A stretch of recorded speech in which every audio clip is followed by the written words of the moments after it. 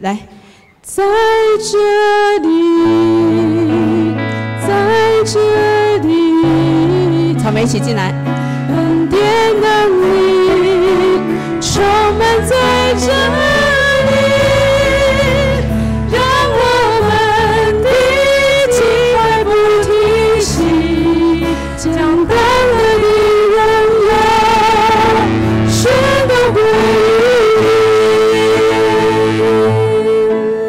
于心安，不是心仪要多一小节，就是那8拍要全满这样子，全都归于你。对对，就是他的谱那2小节。好，从当得的荣耀上来，当得的荣耀。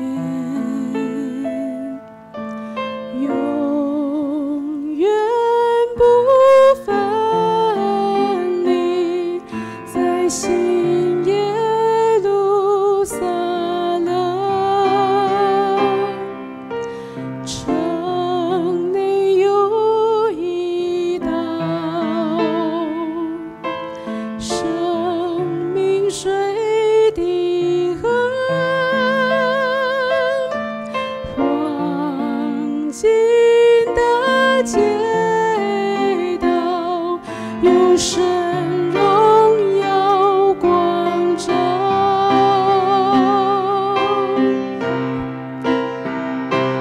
感恩神的真母在人间，亲自与我们同在，我们做他子民，与他同住。感恩神的真母在人间，擦去一切的眼泪，不再有伤悲，因一切都更新。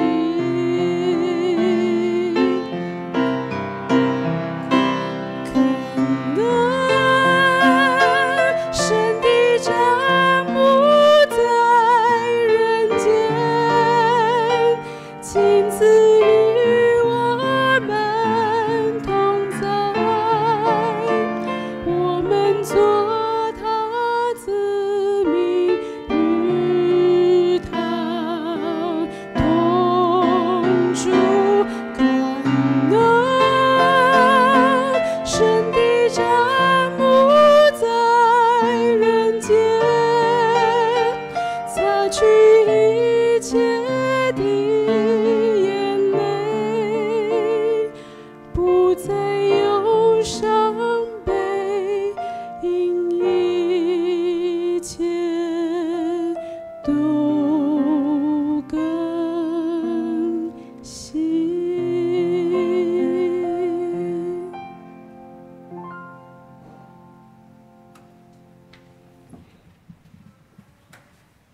敬拜团要带我们早上的诗歌敬拜是我心充满爱和赞美，还有充满在这里。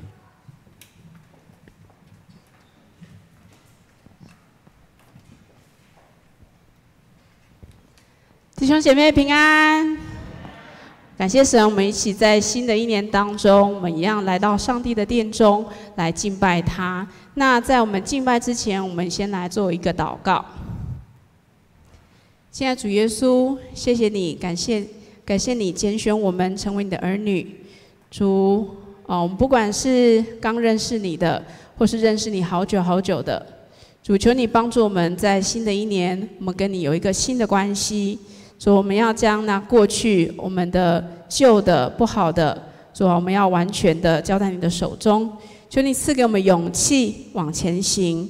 主啊，不论那样子的挑战，主啊是什么样的挑战，主，但我们唯一能确信的是神你与我们同在。主，我们什么就不怕，因为在那我里面的比那外面的更大。我们要再次来宣告，上帝你是我们的主。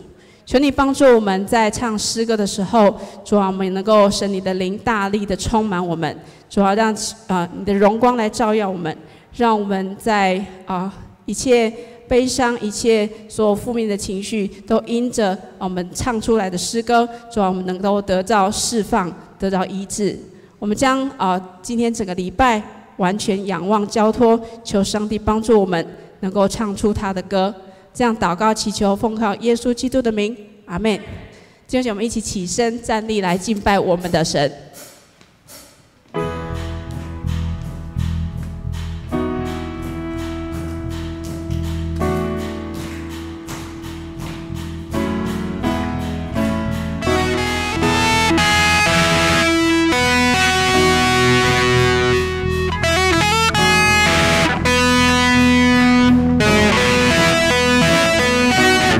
在此刻来到这里，想找到自己来表达我心中充满爱和赞美。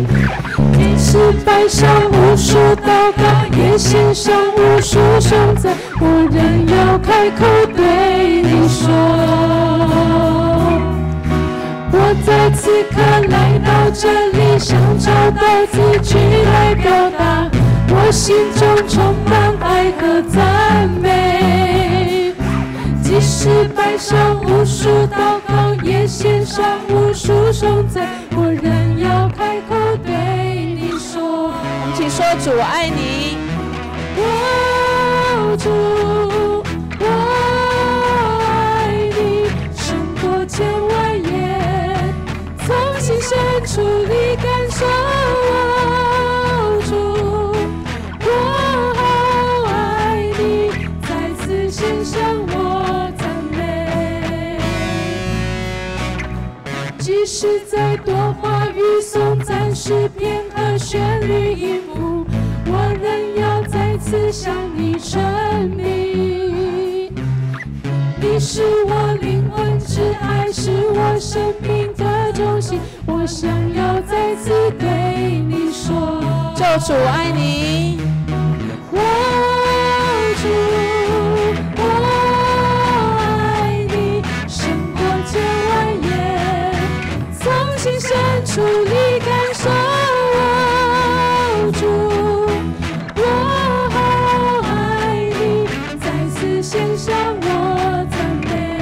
哦，主我爱你，哦，主，我爱你，胜过千万言，从心深处里感受。哦，主，我好爱你，再次献上我赞美。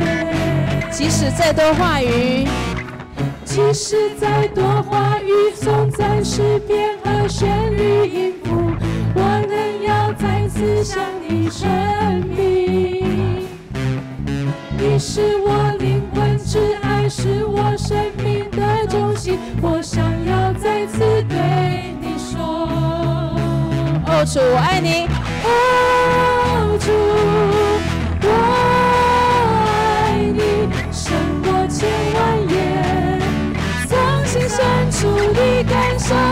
哦，主，我好爱你，再次献上我赞美。哦，主，我爱你，我爱你，胜过千万言，从心深处里感受。哦，主，我好爱你，再次献上我赞美。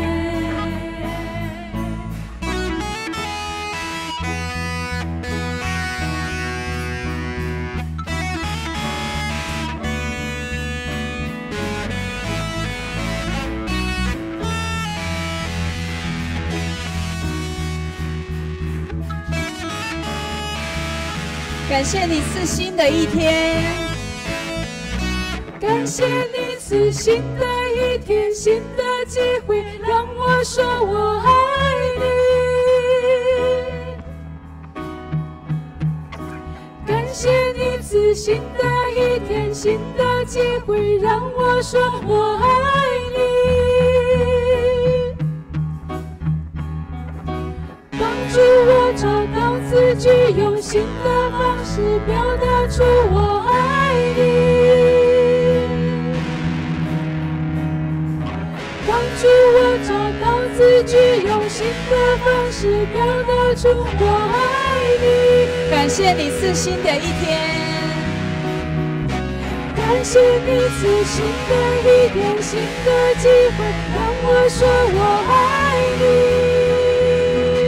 是的，主我爱你，谢谢你赐新的机会，新的一天，新的机会，让我说我爱你。我主，我爱你，胜过千万言，从心深处里感受。哦，主，我好爱你，再次献上我赞美。我们一起开口大声说主爱你，开口唱给神听。从心深处里感受，主。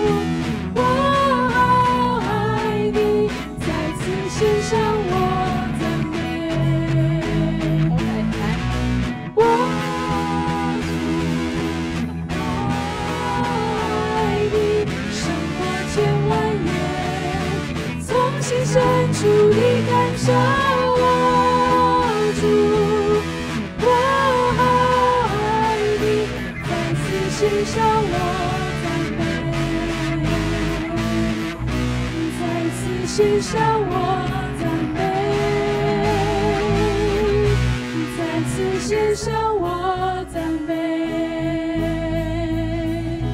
再次献上我赞美。哈利路亚！主，谢谢你，我们再次献上我们的赞美。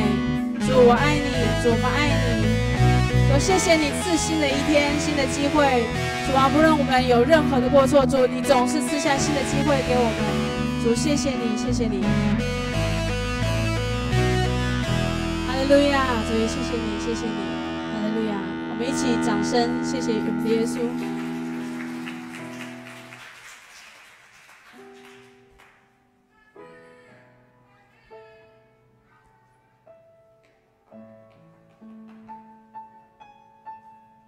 我们花一段时间安静在上帝的面前，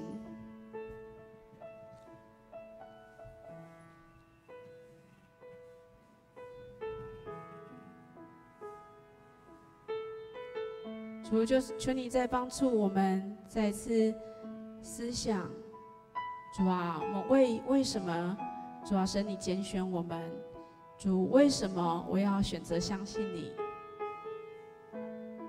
主，求你亲自成我们的解答。主啊，我们忽然在过程当中，主啊，我们有疑惑，主啊，我们有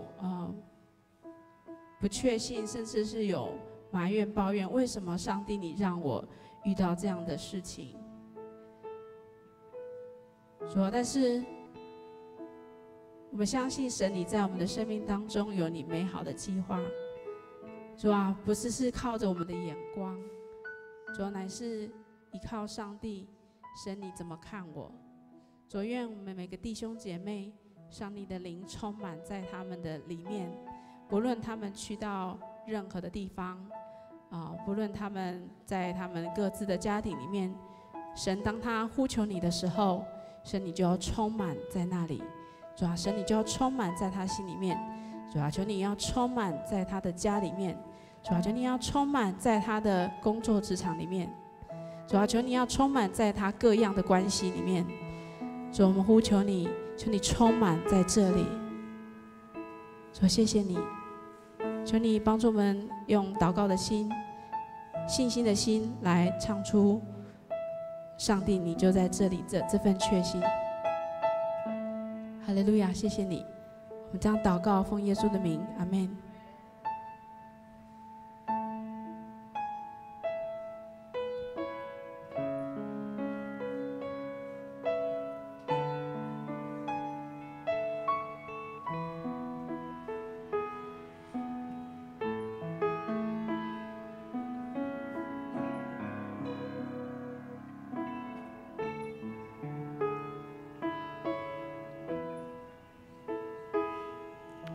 神的国度从天降下来，神的光辉照亮在这里，荣耀珍贵围绕在宝座前，圣洁荣光遍满在全地。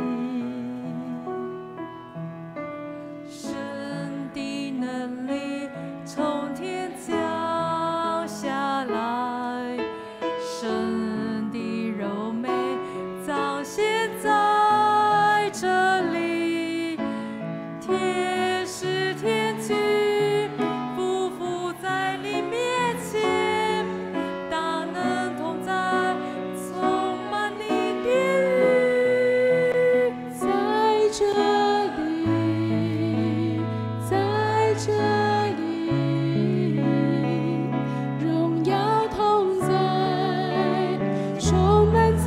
这里，让我们谦卑寻求你，在你殿中与你相遇，在这里，在这里，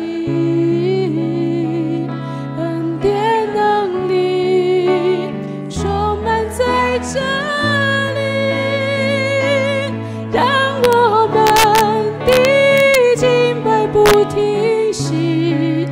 将当得的荣耀全都归于你。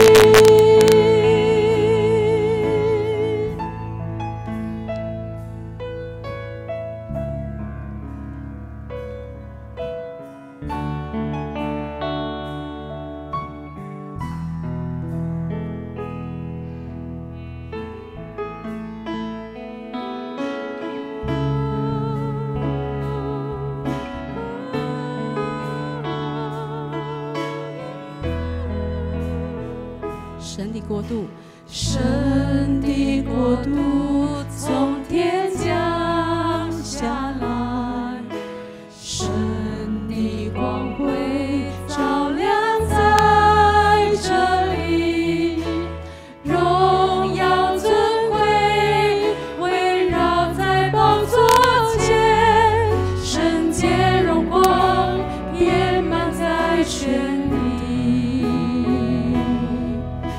神的能力从天降下来，神的荣美彰显在这里，天使天军匍匐在你面前，大能同在，充满你殿宇，在这里。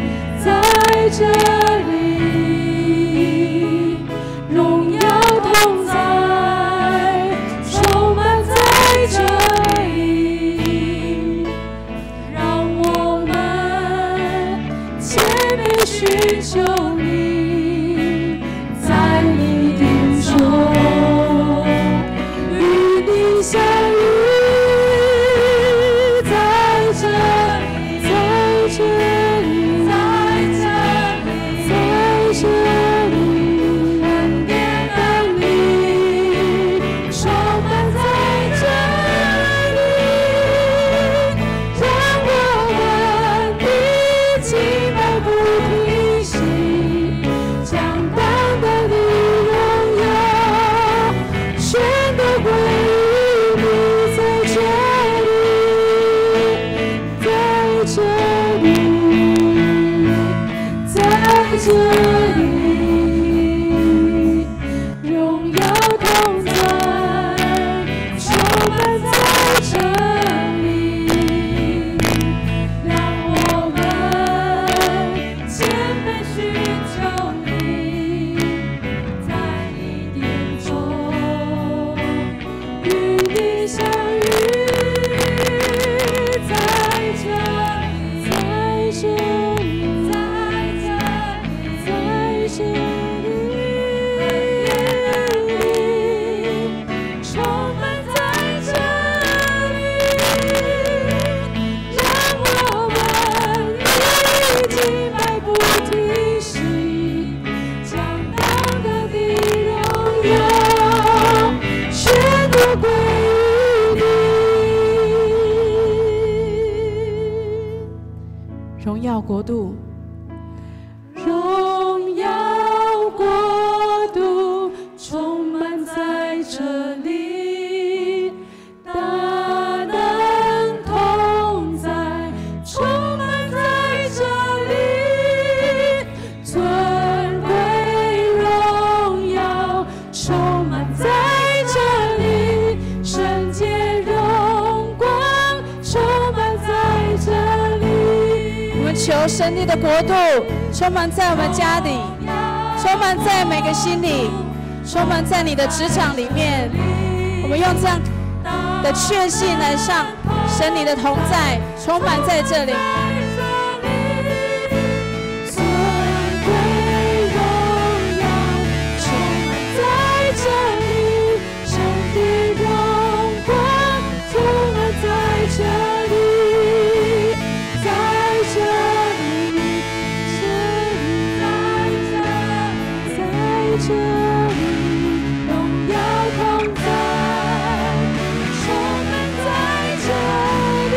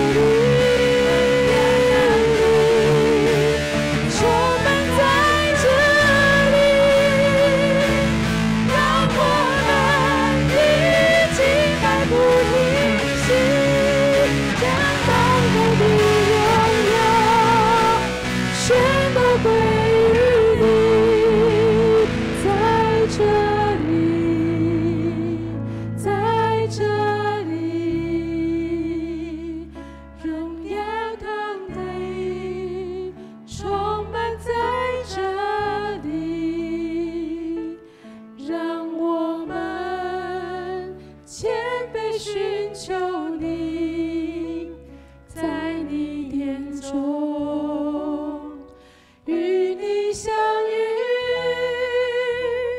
在这里，在这里，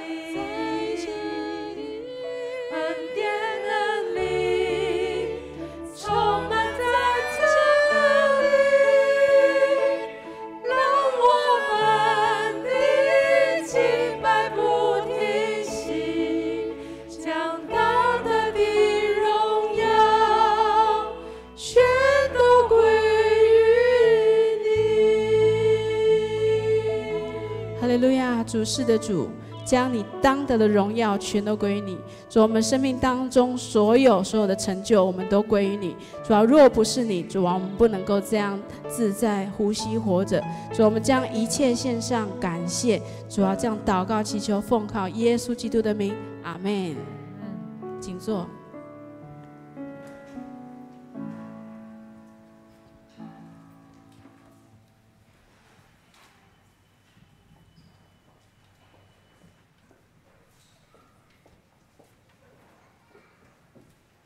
让我们一起来听神的话语，记载在圣经启示录21章第1到第6节。接着我看见一个新天新地，那先前的天和地不见了，海也消失了。我又看见圣城，就是新耶路撒冷，从上帝那里从天上降下来，像打扮好的新娘来迎接她的丈夫。我听见有大声音从宝座上发出，说：上帝的家在人间了，他要和人住在一起，而他们要做他的子民。上帝要亲自与他们同在，要做他们的上帝。他要擦干他们每一滴眼泪，不再有死亡，也没有悲伤、哭泣或痛苦。以往的事都已经过去了。这时候坐在宝座上的那位说：看哪，我更新一切。他又说：要写下来，因为这些话是真实可靠的。他又对我说：成了。我是阿尔法和亚米迦，是开始和终结。牧师今天要讲到的题目是永心之心。各位弟兄姐妹，大家平安。今天是新年的开始，所以跟你旁边的人说一声新年快乐吧，新年快乐！我们期待新的事情发生，我们期待每一天都有新的事物，但是很现实的事情是，新的东西马上也变旧，对不对？上一秒钟是新，下一秒钟也就变旧，所以新跟旧常常是一体两面的。我们不断在新跟旧当中去看上帝要成就些什么，我们也在新跟旧的过程当中去体会上帝的工作到底长什么样子。今天当我们再一次聚集，我们成为一个群体，一起在敬拜上帝的时候，上帝的心正在诉说着我们是彼此有关系的伙伴。作为牧师，我常常在跟很多非基督徒互动的时候，我们都会聊到一个很重要的事情，就是他们都很好奇牧师在做什么。然后我就会告诉他们，除了礼拜天以外，因为我们教会人蛮多的，所以我还有另外一个服事，其实蛮大量的。你们知道是什么吗？就是告别礼拜很多。那所以每一次我讲说，我除了礼拜天要主持礼拜的时候，我偶尔。从偶尔变成有点频繁，要主持告别礼拜的时候，很多非基督徒就很好奇，尤其是年轻人他就会好奇说，所以到底告别礼拜你们都怎么办告别式？而确实，因为年轻人不太会经验告别礼拜，对不对？你们不太会去参加告别礼拜，除非是你的亲人。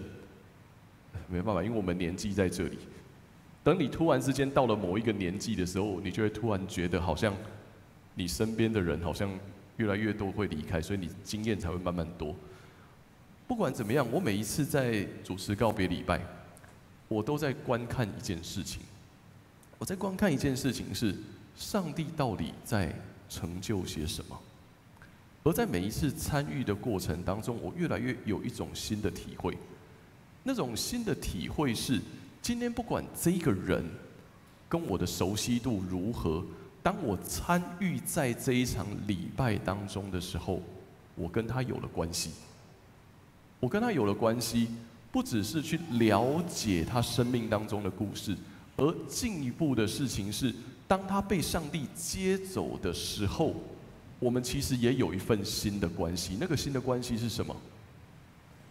那一份新的关系是我们在上帝的家里面成为弟兄姐妹。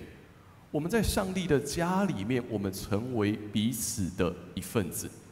所以我开始越来越体会到，原来那个经验是在告别礼拜当中，每一个不同的经验，有人掉眼泪，有人不舍，有各种不一样的情绪在那里头，意味着是我们开始进入一种新的关系，而那个关系是在上帝的手里面，它是不断能够延续下去的。所以这是新的关系。虽然看起来你面对的是终结，你面对的是一个结束，是一个人看得见的死亡，但是它其实正在朝一个新的方向前进，而这就是新跟旧的一线之隔，也就是这个新的盼望，影响着我们在每一天当中，我们有能力继续往前走，因为我知道上帝跟我有关系，我在每一个时间点都会经验上帝新的作为。今天在一年的开始，我们读启示录，常常大家对启示录有很多的问号，甚至是误解，因为每次读了我们都读不太懂，因为就开始看一堆奇奇怪怪的东西飞在你的眼前，你就会觉得很模糊，然后不知道到底启示录在讲什么。然后感谢上帝的恩典，让我们上一个学期，过去的这一个学期，有一些弟兄姐妹上孙宝林老师的启示录。所以，如果你有上过孙宝林老师启示录的课程，你就会清楚知道一件事情：启示录所讲的不是一个悬在半空中，或者是一种妖魔鬼怪，或者是各种奇怪的论述或说法。启示录是什么？启示录是真真实实就会落实在我们此时此刻的事件。这是启示录的作者想要表达的。那我们就会问啊，你为什么要写那么复杂，搞得好像那个大家看的都一堆问号？我们就要从约翰来了解这件事情。启示录的作者是约翰，所以请记得启示录的作者是约翰。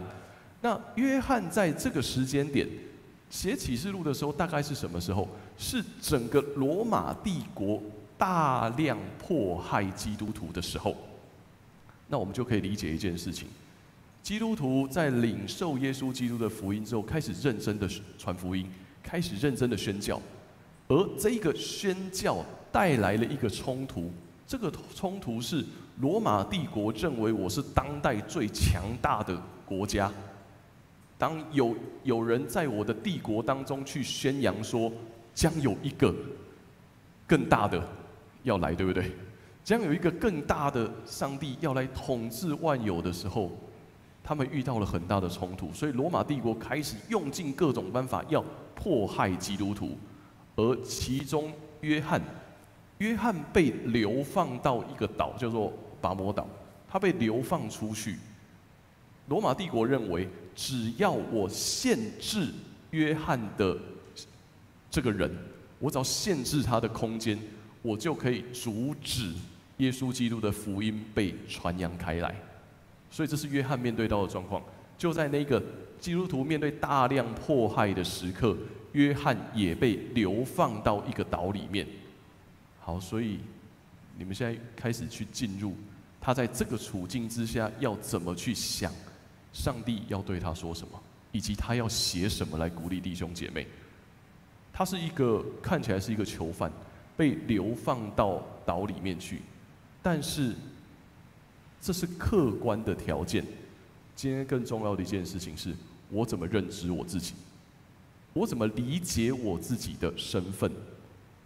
我是被困的人，我是被流放的人，但是还有一件事情更加重要，是我是上帝话语的仆人。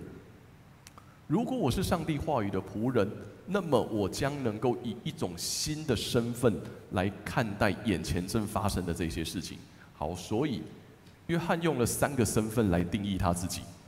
第一个身份是他认为他自己是一个神学家。他说他自己是一个神学家，那我就要问大家，你觉得什么叫做神学家？就是好像要那个穿着那个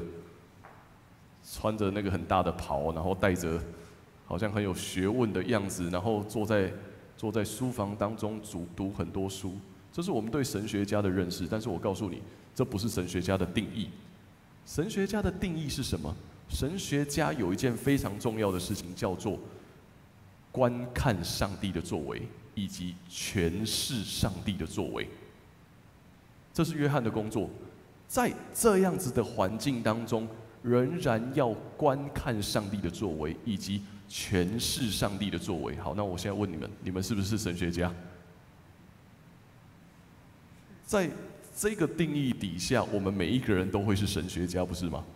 我们都在各样的环境当中，我要观看上帝的作为是什么？在我的家庭当中，我观看上帝的作为；在我的工作场合，我观看上帝的作为；在各个我出入的地方，我都在观看上帝的作为。然后怎么样？你要去诠释上帝的作为。我们看见了上帝的作为之后，我们也开始去说，上帝在我的生命当中成就了些什么事情。这是约翰第一个身份，他认知到他自己是一个神学家。再来第二个他是诗人。诗人，为什么他是一个诗人？你们看启示录那个状态不像是诗人吗？诗人的特色是什么？他要用高度的想象力，他要用高度的想象力给予听他说话的人，或者是读他文字的人，看到新的样貌，看到一种胜过眼前困难的样貌。也就是说，当我们被这个主流价值观、被这个罗马帝国的价值观所限制的时候，有一件事情帮助我们胜过这一切是什么？那就是想象力。所以，透过写诗，他要叙述的事情是上帝的主权仍然胜过眼前困住你的这一切，这是想象力。而这件事情对我们来说重不重要？当然重要。我们每一天都在面对很多的困难，我们每一天都在面对各式各样的冲突。而你也不要忘记了刚刚一直讲的，基督徒在写启示录的时候是大量的被迫害，而这一件事情跟今天我们出去说我们是一个基督徒，我们是不是也会面对到很多的冲突跟挑战？这是正常的，因为这个世界就在一个你看不到主流价值的掌权当中。所以想象力，通过约翰作为一个诗人，他给予我们新的想象力，要胜过眼前你看到这一切的困难。所以他用诗在表达他想要告诉大家的信息。好，第二个是诗人，那还有第三个。第三个身份是他是一个牧者。那牧者又是什么？牧者是什么呢？牧者就是一个牧羊人跟他羊群的关系。也就是说，当我在讲这些事情的时候，我在讲上帝的作为，我在用想象力鼓励大家的时候，有一件非常重要的事情是，牧者不是独立羊群而存在的。牧者是跟羊群在一起的，所以他被流放。其他的基督徒在教会的基督徒受到压迫，看起来是分开的，但是事实上他们是一起的。我们每一个人是在一起的，而这其实也是我们在一个教会里头彼此学习的。就是今天讲到的信息，不是一个跟大家没有关系的事情，是我们共同在面对生命的挑战，我们共同在面对着这个社会对我们造成的很多的压力、很多的焦虑，还有这整个世界充满各样的变化，国家的情势一直在受到战争的威胁当中，我们没有人独立这之外，我们是在一起的。所以你现在可以理解，当约翰用神学家用诗人以及用牧者的身份，在跟弟兄姐妹一起分享的时候，启示录的信息就不是飘在半空中的信息了。启示录的信息就是一个在此刻会发生的事情，就是在此刻我们面对到挑战的时候，我们如何被上帝的话所鼓励啊。来到21章，他已经写到最尾巴了，22章就结束，他已经来到最尾巴了。来到最尾巴，他告诉我们什么？我看到一个新的天、新的地已经出现了。这个新天新地是什么？上过孙老师课就会知道，这个新天新地的盼望代表着上帝的掌权是胜过地上一切的权势。这个新天新地的概念是这个哦。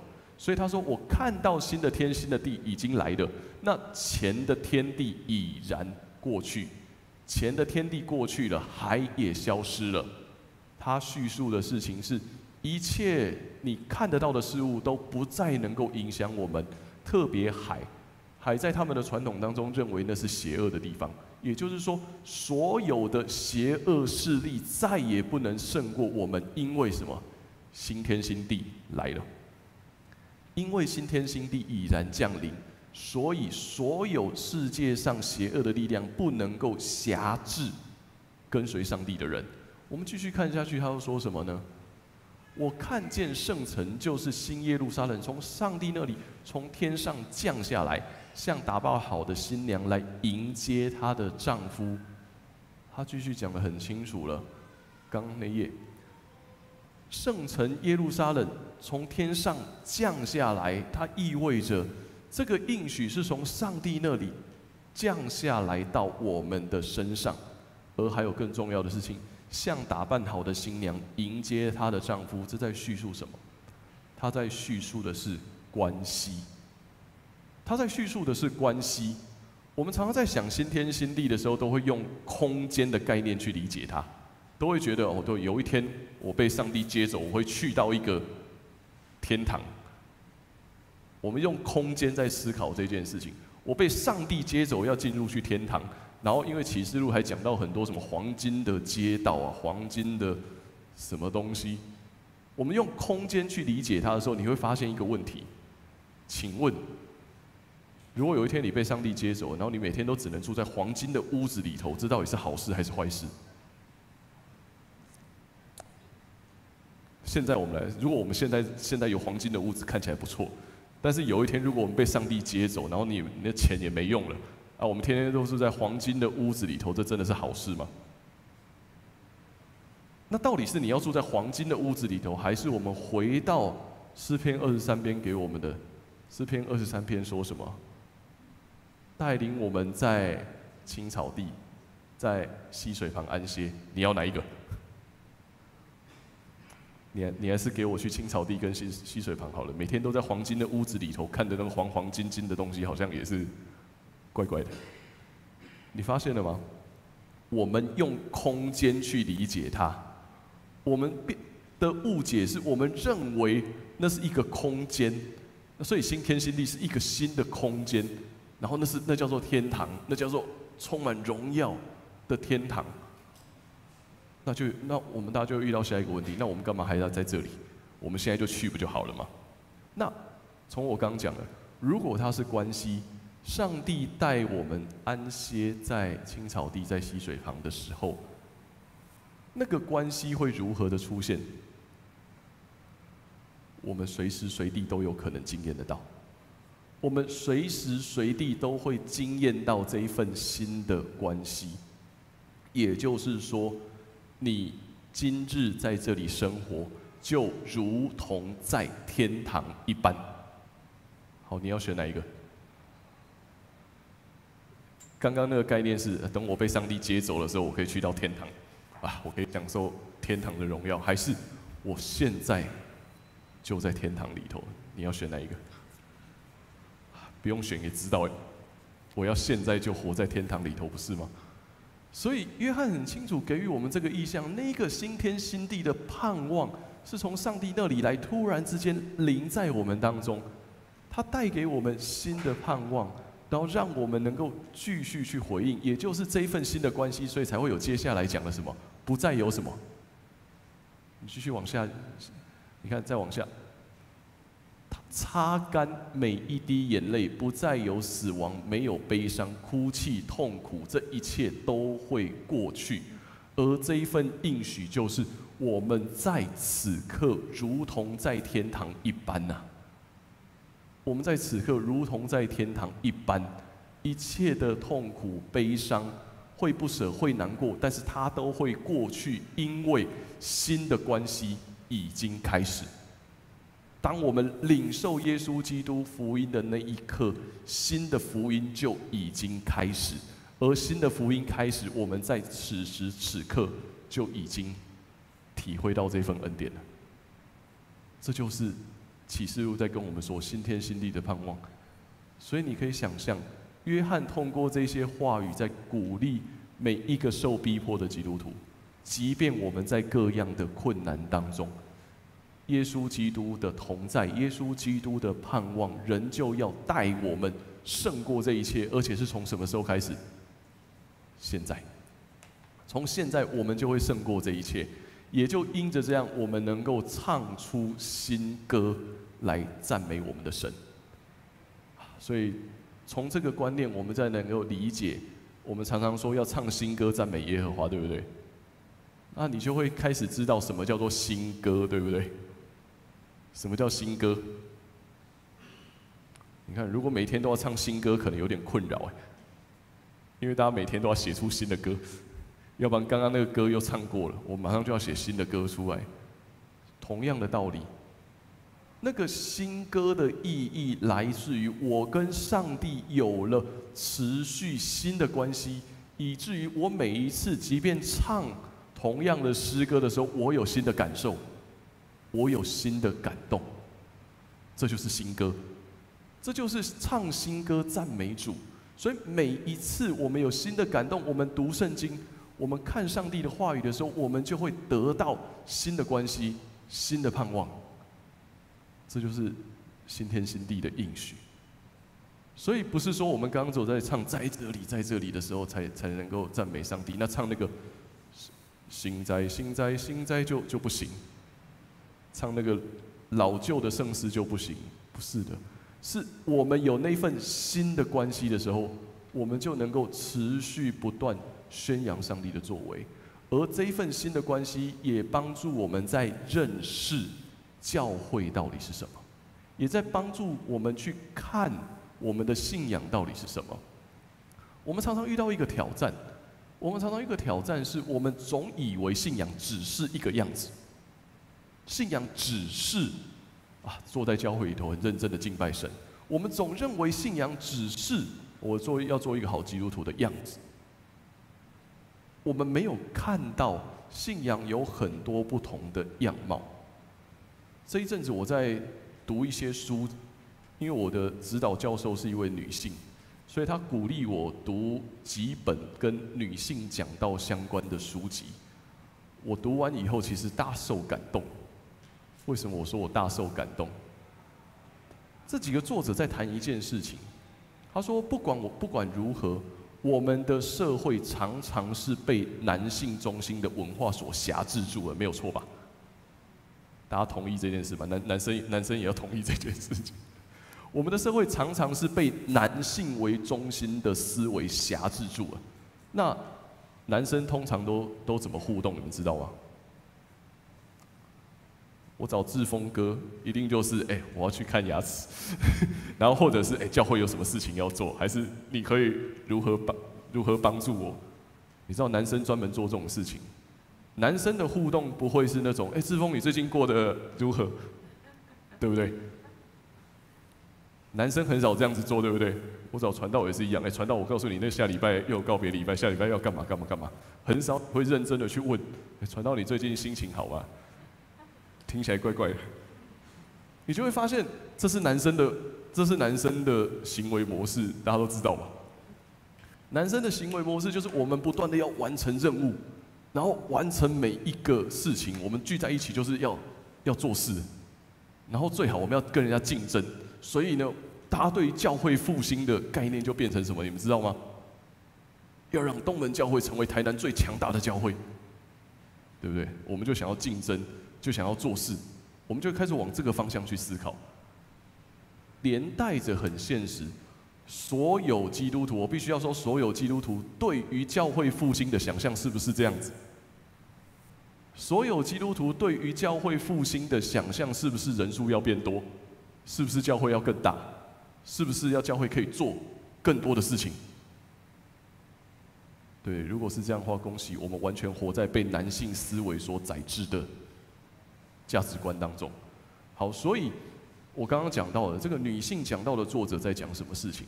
这个女性讲道的作者，她所说的是，在这样子的文化底下，女性的声音常常是沉默的，就她没有办法说自己的声音，她没有办法表达她自己的意见。所以他期待着，他鼓励每一个女性勇敢讲出自己的话，勇敢讲出自己的声音。而他认为，通过这样子之后，我们对于耶稣基督的福音会有更为整全的认识。我读到这里，我真的觉得超感动。对，我们不自觉的都认为教会就是要比人家厉害，然后教会就是要大复兴、要征战、要怎么样？可是我们没有从一个不同的角度去思考过，如果福音不一定是这个样子的，那我们现在就要谈女性了，对不对？女性就是怎么样？大家会怎么互动？大家会先坐下来，喝一杯咖啡，然后开始聊你最近过得怎么样？你最近有什么郁闷的事情？然后怎么样？怎样？然后聊了半天，聊了一阵，才开始认真想，对，所以我们团契要干嘛，对不对？我们就是开始彼此聊天，然后重视。所以他是说的，女性重视关系，重视连结，重视关怀。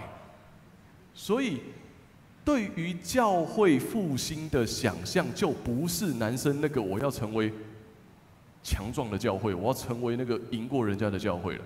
对于教会的想象，它就会变成是一个我们如何成为一个彼此鼓励、彼此成长的教会。你有没有发现，这样子我们对福音的认识才会是整全的？对，你真的很难想象那个男生在那边聊说，我们最近我们如何经验到耶稣基督，让我们的生命有什么样的成长，对吧？我们只会开始讨论，我们现在等一下要做什么，要做什么。我们很少去讲耶稣基督让我的生命有什么样的成长。所以，当我们从这个角度出发的时候，你就会发现，教会会有全新的样貌。从不同性别的叙事当中，我们就会看见教会不同了，教会有新的事情一直在发生，我们就看到那一个新天新地已经临在我们当中了。所以我读完这个书之后，我真的心里头有一个非常大的得到鼓励，然后也得到一个结论说，如果说在过去这2年来疫情当中，东门教会经验到什么很大的转变，只有一个秘诀。好，我现在告诉所有的弟兄姐妹，包括所有的教会，台湾教会未来复兴的秘诀，让女性活起来。让女性真的活起来，所以我们的秘诀是什么？让伊丽莎白死而复活了。这2年来，我们只做到这件事情。如果说东门教会在过去2年经验了什么样的改变，唯一的事情是我们重新让伊丽莎白的女性形象在我们的教会当中出现了，重新讲伊丽莎白的故事。重新讲巴克里师母在早前如何关心那些弱势的人，所以有今天的教会。所以，这是教会活起来最重要的理由。不然，当我们叫巴克里纪念教会的时候，很自然，男性的形象也是刻在我们脑海里头，所以我们要征战，我们要胜过别人。可是，当我们有了女性形象之后，我们能够彼此去鼓励。彼此去对话，彼此去看见我们如何关心身旁的人。我们认真可以回去想一想，我们在教会里头曾经受过的伤，曾经面对的冲突，是不是都这样来的？我们在教会里头曾经受过的伤，曾经面对的冲突，往往都是因为我们受到男性中心的文化所影响，导致于女性的声音没有办法讲出来。而这个作者他继续讲，女性的讲道者在面对下一个挑战，就是当有一天如果有女牧师在这里，她上去讲道的时候，常常会变得最大的困难是，她会不自觉的学像男生讲道。为什么？因为我们怎么样听几乎都是男生在讲道，我们很少去意识到，那到底一个女性的讲道者会是什么样的样貌？然后这是第一个困难，就是女性在成为领导者，特别在教会的环境当中的时候，会不自觉的想要学跟男生一样。再来第二个，你会不自觉的要通过得到男生的肯定来建立自己的价值。这是我们遇到两个最大的挑战。所以，当耶稣基督的福音在我们的生命的时候，其实这在帮助我们从一个不一样的角度去认识基督的工作。女性可以勇敢的做自己，女性可以说出自己的声音，而没有人能够说一定要照男生所想的才是对的。如果女性形象在教会当中得以复苏，全台湾的教会都会得到很大的祝福。因为所有的教会真的都是用男性思维在思考宣教这件事情，也就因为这样，牧师娘的名字会被忘记，宣教士的太太会被忘记，牧师娘永远只被叫牧师娘，没有人叫她的名字。那很多的师母也只会变成是师母，她不会有人叫她的名字。当我们重新恢复这个命名的能力的时候，教会会活，我们的生命会活起来。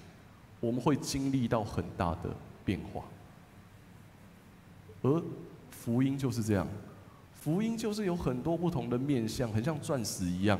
当我们每一个人从这个角度出发去看见它的美的时候，所拼凑出来的那才是上帝美好的恩典，上帝美好的祝福。而通过如此，我们会得到那个永远新的心啊。所以今天在一年的开始，跟大家分享这些信息的时候，我也在诉说一个新的梦想。而这个梦想到底会是什么？对教会的梦想是，我梦想我们能够真的携手同行。这个携手同行不是满足我自我对教会的期待，而是单单学习顺服主基督，成就他的心意。而第二个，我也继续梦想，我们能够让很多沉默的声音被听见。这个沉默的声音被听见，是不是说当一个基督徒非要光鲜亮丽，非要成功卓越，而是因为我们就是上帝的儿女，所以每一个沉默的声音都应该被听见。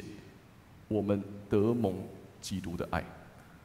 我们也可以继续梦想，我们要活出敬虔，不是外在的行为，更不是这个社会告诉你基督徒要怎么样，而是我们的敬虔是我们真实在上帝面前坦诚与真实，建立跟基督亲密的关系。我们也有继续梦想，我们能够回应呼召，我们能够回应上帝的呼召，不是要彰显自己的恩赐，而是要听见、看见上帝的声音跟作为，竭力成为众人的祝福，直到末了。通过这样，我们可以说，那一位阿尔法跟欧米伽的上帝，永远与我们同在，让我们能够唱新歌，颂赞他奥秘的作为。这很困难，因为我们的脑袋早就已经被绑架了。所以约翰做的才是对的。约翰鼓励我们用神学家、用诗人、用牧者的身份去看，到底我们如何在教会当中。今天我们都看到了新的周报，其实我们看到新的周报封面，我在邀请我们的同工做设计的时候，也让我得到了一个很大的感动。我们今天已经进入120周年，然后你看到了这个我们的新的 mark， 这个新的 mark 上面写的 E 跟 B， 这个 E 跟 B， 当然你看旁边的英文就可以很清楚的知道，它在叙述是台南 Eastgate Berkeley Memorial Church， 所以用 Eastgate 跟 Berkeley。用 E 跟 B 作为开头来画了这一个很像蝴蝶的标志的时候，我看着那个 E 看很久，突然发现这个 E 还有什么意思？还有伊丽莎白。这个 E 还有伊丽莎白 （Elizabeth）， 有伊丽莎白跟巴克雷，他们成为蝴蝶翱翔在我们当中，所以我们的教会是伊丽莎白跟巴克里纪念教会。不同的形象，不同的图画，让我们也学习在生活当中去跨越眼前你遇到的困难。当不同的性别、不同的年龄层、不同恩赐的人能够携手同行的时候，我们生命很多的困难会被解决。我们会不断看见上帝的恩典与我们同在，所以回应这一份呼召，会让我们永远得到这一颗永心之心。我们一起来唱这首诗歌《荣耀的呼召》。不好意思，我失望了给大家看，让大家来看一下我写的这段文字。我有一个小天地，我想要让它更高更大，装下世界所有的一切。后来，小天地越扩越大。心满意足的刹那，它忽然消失了。焦急紧张，遍寻不着。有声音说：天地都会过去，万事都会过去，唯有爱长存。天地变大，心却变小；事物更新，心却停旧。永心之心，抹去痛苦与哭泣，永心之心写下开始与终结同在记号。你会发现，我们每个人常常是这样，我们自己有一个天地人，然后一直想要更大、更大、更大。可是你就会发现，这个更大真的有意义吗？上帝给我们的是新天新地的盼望，让我们开始跟终结不断体会他的恩典。我们要通过这首诗歌成我们的回应，回应上帝在我们每个人生命当中的作为，也让我们勇敢活出我们自己。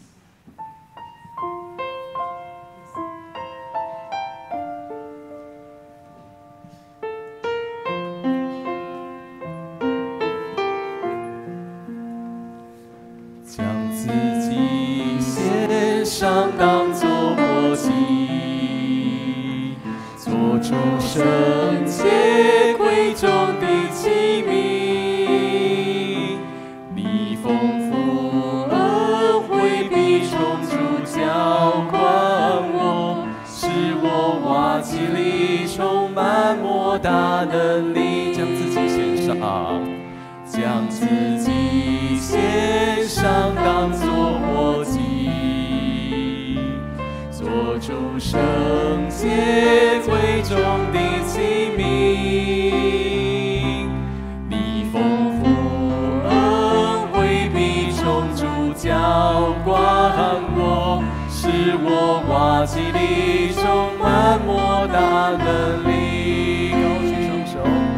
高举双手赞美你我主，全心全人都给你耶稣，一生一地活出荣耀的呼召，勇敢地向着标杆直跑，将自己献上当作，将自己献上当作活祭，做出圣洁贵重的器皿，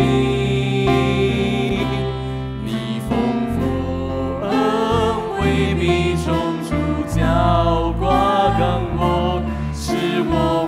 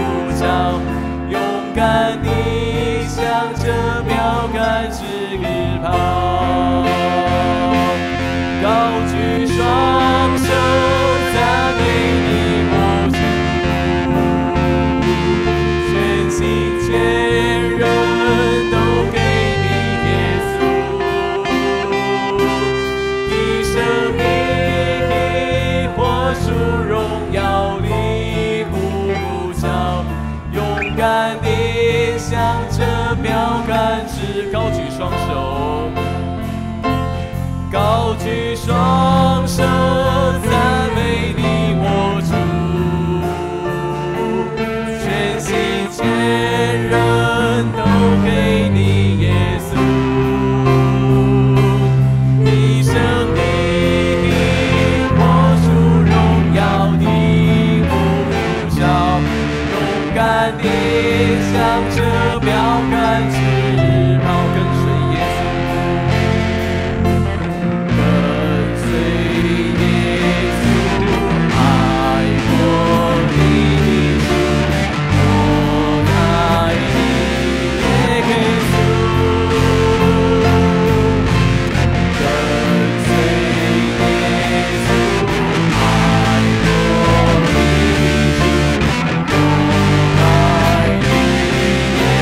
随耶稣。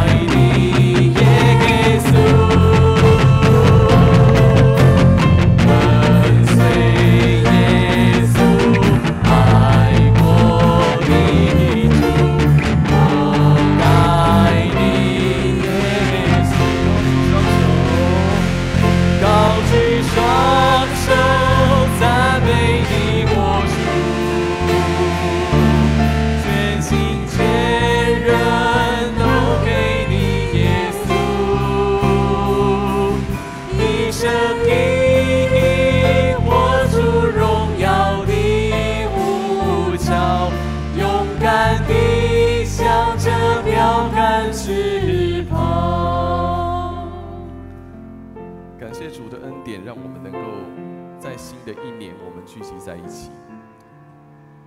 主，我们把自己献上给你。主，我们也学习继续的跟随你。就好像约翰，他通过自己是神学家、自己是诗人以及牧者的身份来认识他自己。我们也更清楚知道，我们是你所拣选的儿女。我们能够有不同的身份来看待自己的生活，所面对到的每一个挑战。那新天新地的盼望已然赏赐给我们，它不是一个未来发生的事情，它是一个从此时此刻我们就会经验到的恩典。从现在开始，我们就在新天新地的盼望以及这份新的关系当中，你呼召我们，你使用我们。不同的性别、不同的特质、不同的恩赐，好叫我们能够共同诉说上帝你的美好。主，谢谢你，让我们在教会里头，我们能够成为一家人，我们也能够成为彼此扶持的朋友。我们在这里继续勇敢向前行，也在不同的面貌当中去看见基督整全的福音。愿你带领我们在每一天真实经验到你。同心祷告，奉耶稣的名求，阿们。我们一起用奉献来回应上帝的恩典。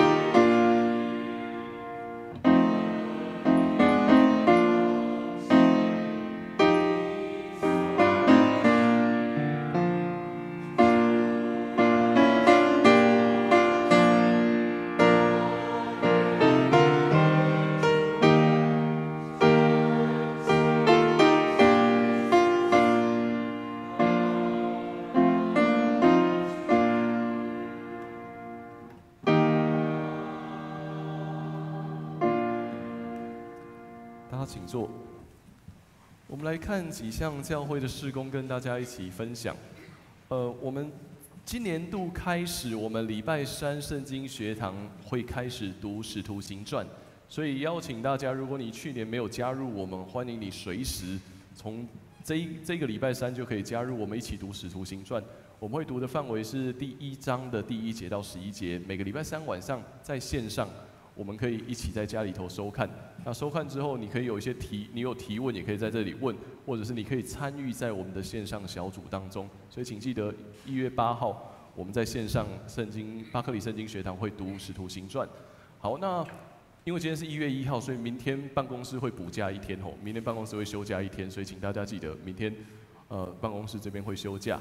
那下一个礼拜我们要召开长执会，所以请我们长执跟团契的会长注意这个时间。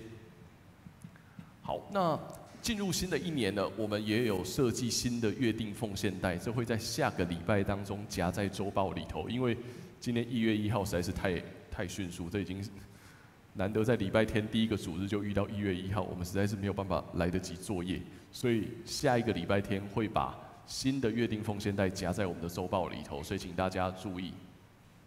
好，那1月8号跟15号第一堂礼拜之后会进行会计的检查，会计账册的检查哦，所以请我们的检账同工以及各团契负责账目的人员可以注意这个时间。好，再来我们的合会，今年我们会员合会会定在2月19号，那所以也请如果你是我们的会员的，可以注意这个时间，我们在2月19号一起来参与合会。那如果你是其他的同工，也注意各团契的报告需要在1月15号之前交到办公室啊，请大家注意一下这些时间。好，我就做以上这些分享跟报告，等一下礼拜结束之后，我们可以继续交谊互道，新年快乐哦。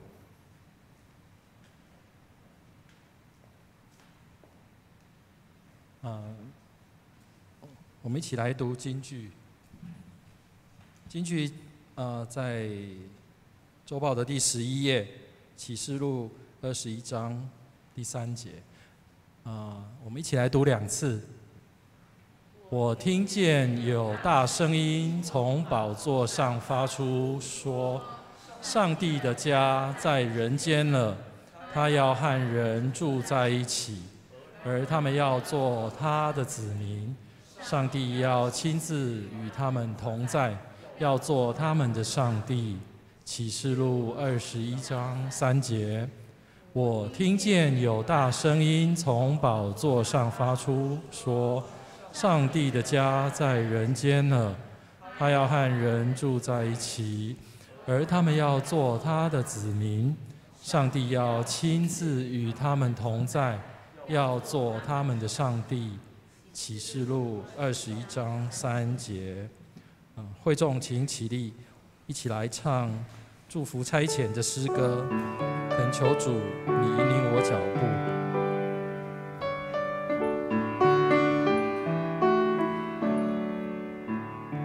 恳求主你引领我脚步，没有你不敢走人生路。恳求主时刻与我同行，你慈爱伸手扶持引领，如果日日跟随你脚步，黑暗中成为发光蜡烛，寻回引导迷途的人，这是我人生迫切心愿。我们一起领受上帝的祝福，但愿那使万事更新的上帝，通过耶稣基督道成肉身，在我们的生命当中为我们见证、鼓励我们，也通过圣灵上帝的感动，让我们在每一天述说他奇妙的作为。通过不同的性别、不同的成长背景、不同的年龄层、不同恩赐、不同特质，共同述说基督的美好，也把这份恩典从我们开始分分享给周遭的弟兄姐妹，从今直到永永远远。阿门。请坐。